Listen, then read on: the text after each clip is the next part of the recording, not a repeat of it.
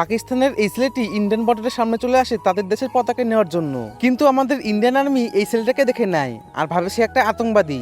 এখন আর্মিটি ছেলেটির দিকে বন্দুক নিয়ে দাঁড়িয়েছিল, আর তখনই ছেলেটি বলে, আমি কোনো আতঙ্কবাদী নই, আমি একটা সাধারণ বাচ্চা। তখনই ছেলেটির মা তাকে দেখে নেয় আর দৌড়ে এখানে চলে আসে।